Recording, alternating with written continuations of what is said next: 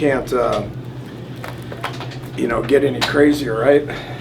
Man, I don't know what to say, man. I mean, I'm just so proud of our coaches and players. I've never been around a group that's resilient. Obviously we're sitting here at 3-3 with, every game was like that. I mean, obviously there had to be some pretty unbelievable individual plays out there to be able to get us in that position, towards the end of the game.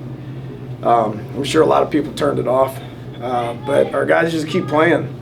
They were resilient after last week with, losing the way that we did last week. And a lot of noise, deservingly so.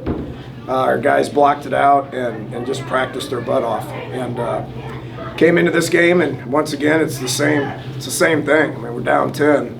Ball's not bouncing our way. We get the ball on the turnover in the third quarter, get it down to the 2-inch line and can't punch it in.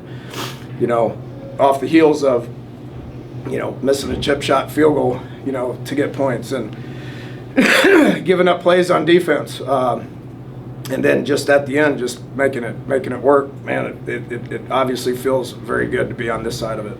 And is it an overstatement to say that this is the type of win that, you go into a bye week that can certainly maybe turn things around? Yeah, JD, there's no doubt about it. I mean, this thing was going to go one way or another after this game. Next week was about to be challenging.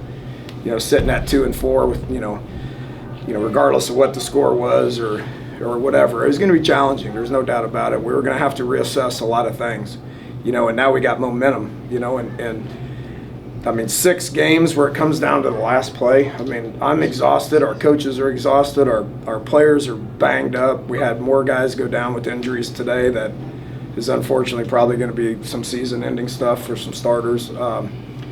Just it's one thing after another, and so it's about to get challenging, but now we can go into that bye week with some momentum. We're 1-1 in the conference, and we're live. And hopefully we can continue to build on this.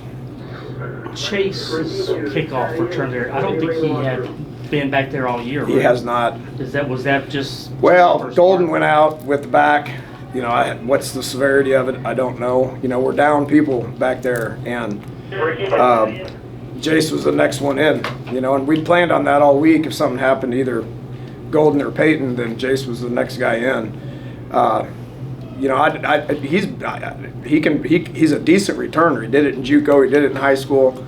I've always worried about the ball security aspect of it. And you look at that run; he almost dropped the ball out there in the open field. But he came to the sidelines and he said, "I told you so. You believe in me now?" And I'm like, "Yeah, you're right. And it's my bad. I should have had you back there before." Jace is a good kid, competitor. One of the fiercest competitors that we got, and for him to spark us right there, yeah, good for him, man. You went to, you looked at Tank a lot tonight, but late. Was it something with Keyshawn that you saw, or like with Clayton that y'all wanted to get him? Yeah, we just based on what they did, they were starting to drop a lot of people, so we needed to get into some 10 personnel. We didn't have a big plan with 10 personnel. 11 and 12 is kind of what we've been doing the last couple of weeks. We're thin at receiver, but we did it before the half, and we marched it all the way down there in 10. So we talked about it at halftime, and Keyshawn's the guy that we need to get the ball to. He's a good player, and he's been struggling a little bit. He's done a great job of hanging in there. We know he can make plays, so getting into 10 personnel was more scheme and getting him on the field as well.